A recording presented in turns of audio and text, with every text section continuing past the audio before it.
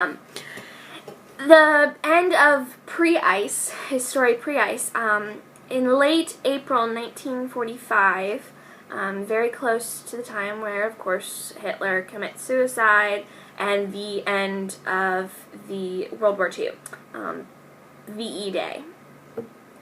Around that time, the Cap and Bucky are trying to stop Baron Zemo, this really awesome supervillain. He basically wears this purple, like, entire body suit thing, and he's got, like, a little fur collar going on, and this awesome gold belt, and he uses a sword. He is just, like, the most kick-ass looking villain, like, ever. Love him. He is trying to destroy this experimental drone plane, and so Cap and Bucky, of course, are trying to stop him from doing that, and so Zemo launches the plane with an armed explosive on board. And so Cap and Bucky, of course, try and catch up with the plane. They end up getting on the plane before it launches, but then they're on the plane with an armed bomb up in midair. Things happen, and Bucky tries to disarm the bomb, but it ends up exploding in midair. Bucky is presumed dead. Cap falls into the North Atlantic Ocean. He is presumed dead. Of course, that far north, I don't know if he would have died by freezing or drowning first. Probably drowning because the explosion would have knocked him unconscious. But neither is found, and they're both presumed dead, but they're really secretly not, as will be revealed later in comics. Once again, this is Comic Logic. I don't think I've given the disclaimer on Comic Logic yet. Comic Logic is logic that really shouldn't make sense, but when you are in comic world, it does make sense. Like, Tony Stark's arc reactor, okay? It's awesome technology, and it could actually be so. Sometime in the future, we could actually have arc reactor technology, but it's still just a little bit illogical, but there's enough logic in it that it could possibly be true. It's kind of like if A is equal to B and B is sort of equal to C with a little extra, then C with a little extra is equal to A. So it kind of makes sense in a way. Not really. But we suspend disbelief because these are comics and we love them and we don't read them to be scientifically and logically sound. Okay, continuing with our kind of going through Captain America's storyline, we enter in the period between Captain America's.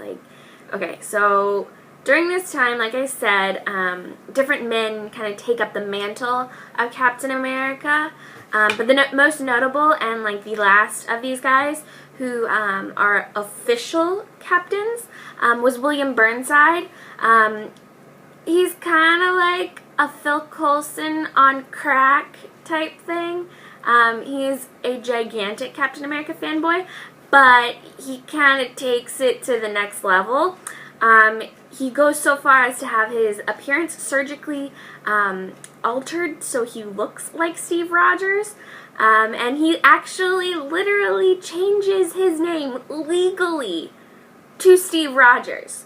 So we're talking like crazy obsessed stalker at this point. It's no longer fanboy. We're at the mental asylum needs to pick this guy up. So anyway, he takes the mantle of Captain America, and he actually kind of self-injects and his partner, James Jack Monroe, a flawed and incomplete copy of the super serum. You know, from the notes that Erskine had left over, the flawed ones. So, it was a bad super soldier serum that they got, which caused them to actually get super paranoid and accuse, like, everyone of being communists, which kind of mirrors McCarthy's Red Scare freak out, because honestly that's all you can say of what it was. But that's kind of used to parallel that in the modern world, in our world anyway. And it was published at the same time that the Red Scare was going on. It was published during the height of the Red Scare. Their insanity forced the U.S. government to place them both into cryogenic storage until they could be cured of their mental crazies. And in the night, later, Jack Monroe would be cured, but as far as I know, Burnside was never able to, because I think once you go that crazy, there's just no helping it. Even without the serum, he was crazy enough that there was no help for him. So, and he would, Jack Monroe would later on go on to take up the mantle as Nomad, actually. And he would partner up with Steve Rogers. So in the 60s and 70s was when Marvel decided that Captain America needed to be part of the Avengers. And so the Avengers actually come across his body in the North Atlantic, and they find him preserved in a block of ice, very much like the movies and the cinematic universe. And he accepts membership into the Avengers. So he gets his awesome Letterman jacket, and he goes to fight crime with the big boys. He was only able to survive the ice because of the super soldier serum. So that was what saved his life. Once he joins the Avengers, he pretty much quickly assumes leadership, but not like taking it off of Iron Man's hands, but more of like, he is the tactical leader. He has the ability and the know-how and the experience of being a tactical leader, and that is what causes him to technically become the leader of the Avengers. And he continually returns to that position throughout the team's history. After this time, Steve really struggles with a lot of guilt and a lot of suppressed emotion, specifically guilt at what has happened. It's technically survivor's guilt because a lot of it has to do with Bucky and the fact that Bucky died their last mission, or so he thinks. Cap doesn't know that Bucky's secretly alive. Shh. But Cap has this great guilt, and that causes him to kind of take a couple guys under his wing and train them and teach them how to be superheroes. The first of which is Rick Jones, which the creepy part is he kind of resembles Bucky, but he doesn't let Jones become Bucky until much later on, when Jones has to finally say, okay, listen, okay, you can't keep holding on to this guilt, you gotta let it go, it wasn't your fault, deal with it. In which case, he becomes Bucky. But the Red Skull impersonates Rogers using the Cosmic Cube, which we know as the Tesseract. They're one and the same.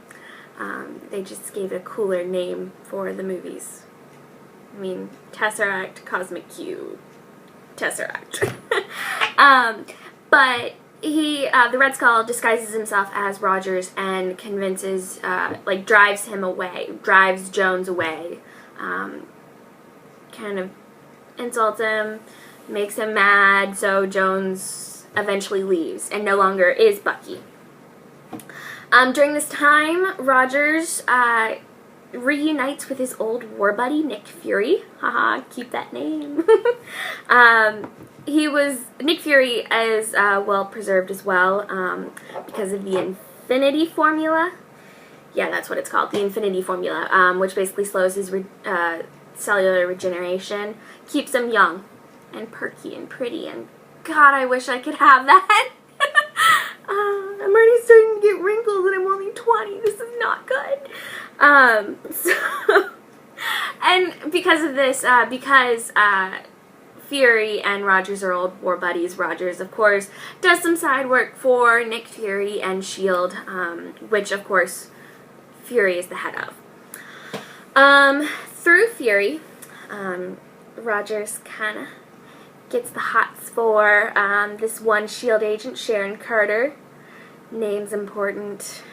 She's kind of the torch that he carries throughout the publication history, but there are also other girls, but it's okay. Later on, Rogers meets this young African-American man, Sam Wilson, who becomes the superhero known as Falcon. Now this is an important character because Stan Lee actually says, he's quoted and interviewed multiple times and has said this multiple times, that this character was created specifically because of the civil rights movement. Stan Lee was super inspired by that, and he was totally on board with it, and he wanted to create a character because he realized that there was this gap in comics and American comics of, there was like this lack of color, basically. And so he created Sam Wilson, the Falcon, to kind of fill that gap. But he also specifically created Sam to be equal to Captain America, not like less than, okay? Like, we're talking absolute equal, if not a little bit better at times.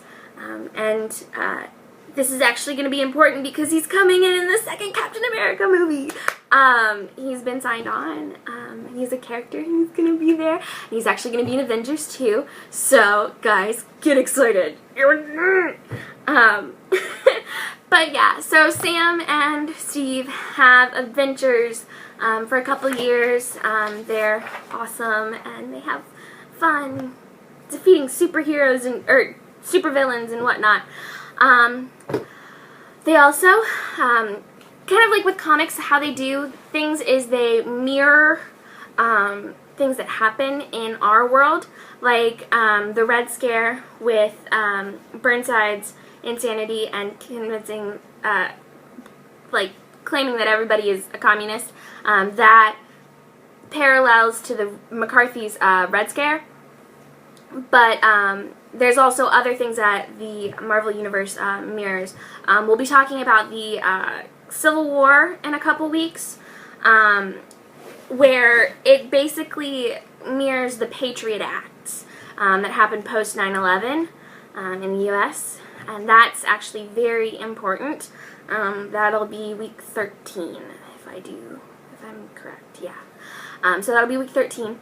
But the one we're talking about right now, we're going to be talking about the Marvel Universe's version of the Watergate scandal. The Watergate scandal is, of course, the missing 19 minutes of tape from the recordings in the White House Oval Office under the charge of Richard Nixon. He was impeached for this, later pardoned by Ford, I think it was. I'm really bad at my presidents. It's really not good. So yeah, the Marvel Universe has their own kind of version of this, and because of that, Steven Rogers, he becomes so uncertain of his role as Captain America that he abandons it, and in favor, like, he takes up a the title of Nomad, specifically because of the definition, a man with no country. Steve really just did not approve of the direction that the American government was taking. He didn't feel that he could properly represent a country such as that would do things like that. So Steve was struggling a lot with that. But he eventually comes to realize, like after a couple issues and stuff, he comes to realize that Captain America is more than just a representation of the American government. He's actually physically a representation of the American dream. He started off a poor child of two Irish immigrants, and he worked his way up, becoming this super soldier, this superhero, defending all of America and defending basically the dream, the American dream. And he's actually quoted whenever he's confronted by a corrupt army officer. He's quoted, like, he was appealing, the army officer was appealing to Captain America's loyalty to America, basically, saying, kind of like, you know, you're American, I'm American, we're the same, and Captain America's like, no, I am not loyal to your America. That is not what I'm loyal to. I am loyal to nothing, General, except the American dream, which is just awesome. It's kind of cool. But yeah, and then he kind of goes on. At this point, he is summoned to the future.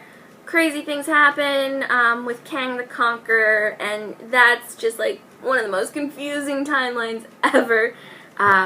It makes an episode of Doctor Who look, a Moffat episode of Doctor Who, by the way, okay, makes that look like kids reading.